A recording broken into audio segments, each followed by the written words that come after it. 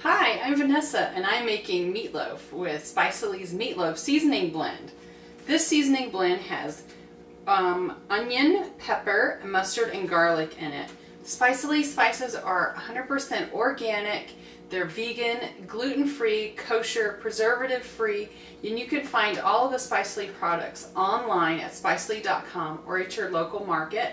You can also find this recipe and a ton of other recipes and video recipes at spicily.com. We're going to start by sauteing some onions and garlic and about a cup of assorted vegetables in some olive oil. We got the onions started here, and we'll add the garlic.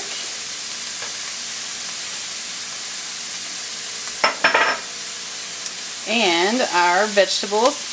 I'm using some purple bell pepper and some yellow summer squash. You can use a cup of whatever you have on hand, whether it's carrots and celery or zucchini. Meatloaf is a great place to hide vegetables. We'll saute these for about 5 to 8 minutes until they get nice and soft. While our vegetable mixture is cooling, we're going to mix up the meatloaf part of it, the meat part of it.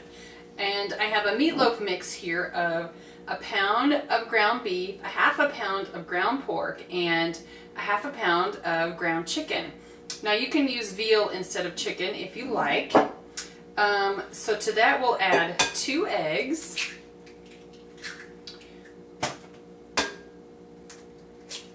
Then we put in some salt, pepper, and thyme. Let's put in our meatloaf seasoning mix.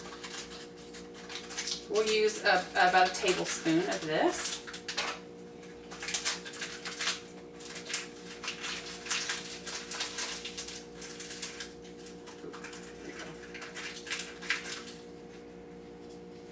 There we go.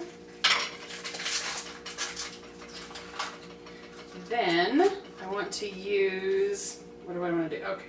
We'll do a dash of Louisiana hot sauce. Splash, splash. Then 2 teaspoons of Worcestershire.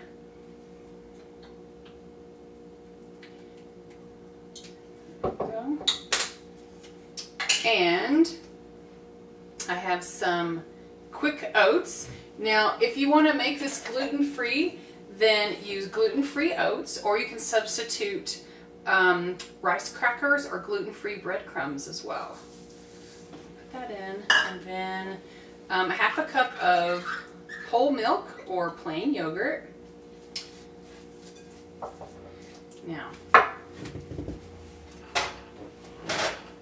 or get our veggies in now. Our squash, purple bell peppers, onions, and garlic.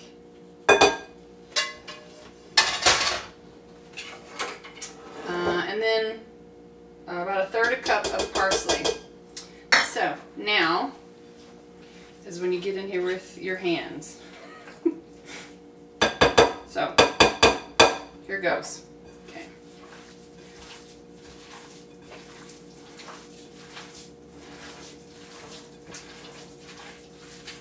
You try to keep one hand clean just in case. Oh. Alright, we're going to get that good and mixed up. Make sure you get your meats mixed all together, or you'll have little pockets of white where your chicken or pork is. And you can add, if it's too sticky or not sticky enough, you can add some more milk or yogurt, because we're going to mold this free form on a broiler pan.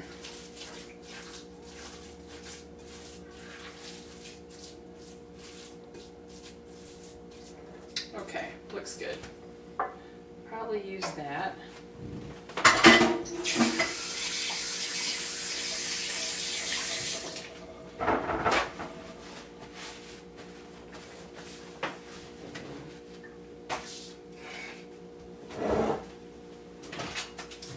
Got my broiler pan set up. covered with foil, top and bottom, to make it easy to clean up.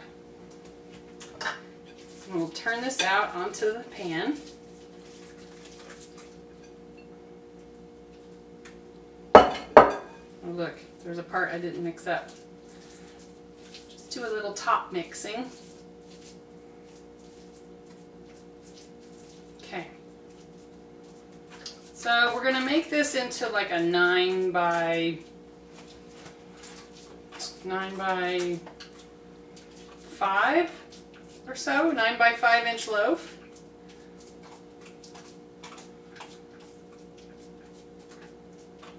Okay, good. Can you see that? 9 by 5, precisely. All right, next we're going to make a glaze and put on the bacon. Some people would argue that the glaze is the best part of the meatloaf, and I might be inclined to agree. I know my family agrees. So we have 4 tablespoons of brown sugar. You could use honey or agave or even molasses for kind of a deep dark flavor. I have half a cup of chili sauce, which is really just kind of ketchup with a little chili spice in it. Really good with this dish. And then 4 teaspoons of apple cider vinegar, and I will just mix it up. We're going to cover the meatloaf with this glaze, and then we will cook the rest of it and serve it alongside of the meatloaf. You might have to make a double batch of this sauce, depending how much your family likes it. Okay. So I'm just going to kind of pour it down the middle and then slather it on.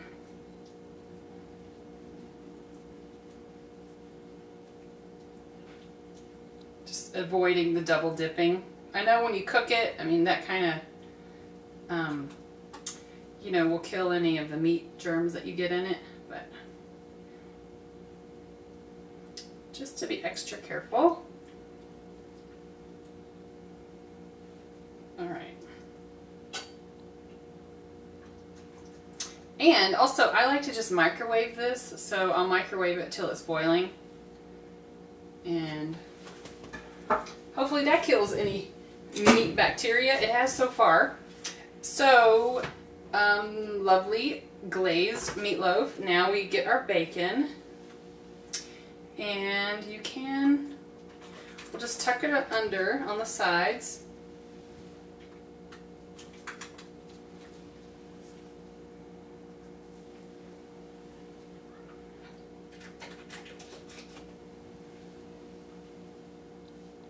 You could also make this meatloaf in a loaf pan.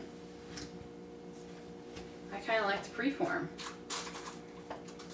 Don't have to worry about getting it out of the pan. All right, that is ready to pop in the oven. We have the ovens at 350 degrees, and we'll cook it for about an hour or till the meat thermometer comes out at 165. I cooked the meatloaf for about an hour, and the meat thermometer registered 165. Now we're going to let it rest for about 20 minutes. Our bacon wrapped meatloaf is sufficiently rested, so now I'll cut a slice and put it on a plate for you. You can try to cut it along, you know, in line with one of the pieces of bacon, or if it's too thick for you, you could try to cut one of the slices of bacon in half, which is what I did here.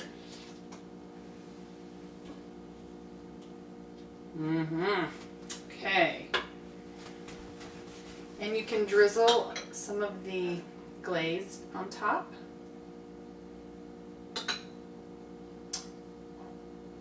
Like that.